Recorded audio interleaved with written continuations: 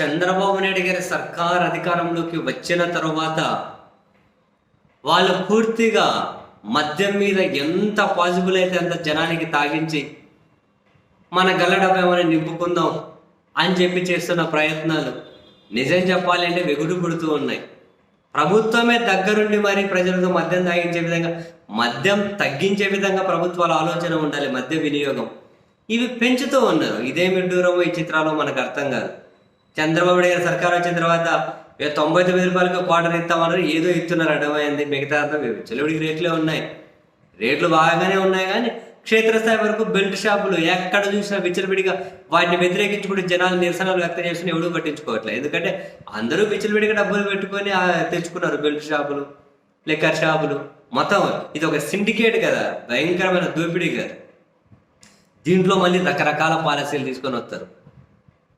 మొన్న ఒక మద్యం పాలసీ అయినా ఒకటి తీసుకొని వచ్చారు. ప్రతి వైన్ షాప్ దగ్గర పర్మిట్ రూమ్ అలో చేస్తారట.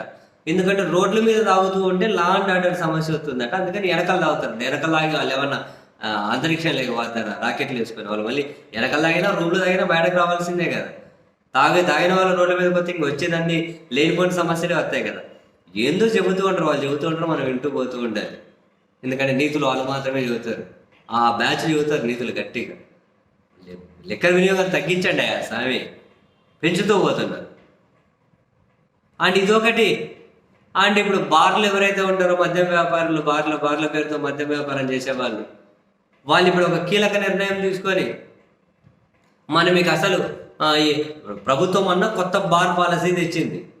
ఆ బార్ పాలసీ ప్రకారం మనం బార్లకు లైసెన్స్లు అప్లై చేయకూడదు అని చెప్పి నిర్ణయం తీసుకుంటూ ఉన్నారు. ఇప్పటికే దాదాపు 2-3 జిల్లాలు తప్ప అన్ని ఉమ్మడి జిల్లాలోనూ మద్యం వ్యాపారులు సమావేశం పెట్టుకున్నారు.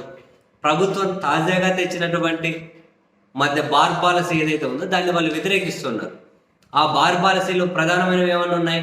ఒక బార్కు లైసెన్స్ కావాలి అంటే మినిమం 4 దరఖాస్తులు పడితేనే లాటరీ తీస్తారట. అంటే 4 కంటే తక్కువ పడితే లాటరీ ఇవ్వరు. దీనివల్ల వీళ్ళకి ప్రాబ్లం ఎక్కడ వస్తుంది అందరికీ తెలుసు. ఒకసారి ఏమంటారు లైసెన్స్ ఫీజు అప్లై చేసి అప్లికేషన్ వేశారు అంటే నీకు వచ్చినా రాకుండా డబ్బులు ఎనిక్కి రాదు. ఇప్పుడు కొత్త బార్ కోసం అప్లై చేయాలంటే లైసెన్స్ ఫీజు ఎంత కట్టాలి? 5 లక్షల రూపాయలు కట్టాలి. 5 లక్షల రూపాయలు కట్టాలి. సరే, కట్టిన తర్వాత 1 వచ్చినా 2 వచ్చినా 4 వచ్చినా 10 వచ్చినా 4 కంటే 1 కంటే ఎక్కువ వస్తే లాటరీ తీస్తారు. 1, 2 వచ్చాయి అంటే ఎవరికి వేసింటే వాళ్ళకి ఇచ్చేస్తారు అన్నట్లు జరుగుతూ ఉండే. ఇప్పుడేంటి, కనీసం 4 అప్లికేషన్లు పడితేనే లాటరీ తీస్తారు. 4 పడకపోతే లాటరీ తీరు. దీనివల్ల అప్లై చేసిన వాళ్ళకి నష్టం. ఎట్లా నష్టం? ఒకటి ఏం చేస్తారంటే వాళ్ళ పేరు మీద, కూతురు పేరు మీద, భార్య పేరు మీద, రకరకాల పేరు మీద అప్లై చేస్తారు, ఏదో ఒకటి రాకపోతుందా అని. అట్లా మినిమం 4 అప్లై చేయాలి. అది వస్తుందో లేదో వాళ్ళు టెస్ట్ చేసుకోవాలి. 4 అప్లై చేయాలంటే 20 లక్షలు పెట్టాలి. 20 లక్షలు పెడితే వస్తుందో రాదో తెలియదు, అదొకటి. 20 లక్షలు పెడితే వస్తుందో రాదో తెలియదు, అదొకటి. మళ్ళీ రాకపోతే 20 లక్షలు వేస్ట్ అయిపోయాయి కదా. పోనీ 1, 2, 3 అప్లై చేశారనుకో, అసలు అది లాటరీనే తీరు, ఆ డబ్బులు పోతుంది. సో ఇదంతా ఏంది? ఇదంతా 4 ఎందుకు? 1 వచ్చినా 2 వచ్చినా ప్రభుత్వం వేసిన వాళ్ళకి ఇవ్వాలి అనేది వాళ్ళ డిమాండ్. అండ్ రెండోది ఇంకో కీలకమైన డిమాండ్ని వాళ్ళు వ్యతిరేకిస్తూ ఉన్నారు. ఈ మద్యం వీళ్ళకి ఎంతకైతే సరఫరా చేస్తారో బార్లకు సరఫరా ఎట్లా జరుగుతుంది అంటే ఇష్యూ ప్రైస్ మీదే సరఫరా ఉంటుంది బార్లకు మద్యం. ఫర్ ఎగ్జాంపుల్ ఎంఆర్పి 100 రూపాయలు ఉందనుకోండి, లైసెన్స్కి ఇచ్చే మార్జిన్ ఏదైతే ఉంటుందో దాన్ని మినహాయించుకొని బార్లకు సప్లై చేస్తారు. అంటే 100 ఎంఆర్పి ఉన్నది 85 రూపాయలకు 86 రూపాయలకు ఇష్యూ ప్రైస్ మీదే బార్లకు ఇస్తారు. ఇప్పుడు ఈ సర్కార్ ఏం చేస్తుందట, ఆ ఇష్యూ ప్రైస్ మీద అడిషనల్ రెవెన్యూ ఎక్సైజ్ ట్యాక్స్ వేస్తున్నారు 15%. ఇష్యూ ప్రైస్ మీద 15% ట్యాక్స్ వేస్తున్నారట.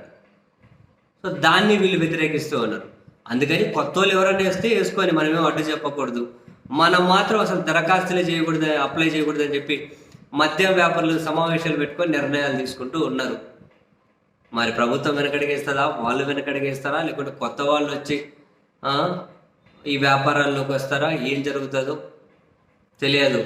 సో ఇదే కొనసాగితే మేము మా బార్ల దుకాణాలు సర్దేసుకొని ఎవరన్నా చేసుకొని పక్కగా తప్పుకుంటామని చెప్పి ఈ మద్యం వ్యాపారులు అయితే తీర్మానాలు చేసుకొని వాళ్ళ నిర్ణయాలు అయితే తీసుకుంటూ ఉన్నారు. ఏందో మద్యం చుట్టూ ఇన్ని కథలేంటో, దాని మీదనే సంపద కోసం దాని మీదే ఆధారపడడం ఏంటో. ప్రభుత్వాల ప్రియారిటీ మద్యం మీద, రియల్ ఎస్టేట్ వ్యాపారాల మీద, ఎన్జిఓ సర్వీసుల మీద ఉంటే ఏమైనా అర్థం పర్థం ఉందా అండి?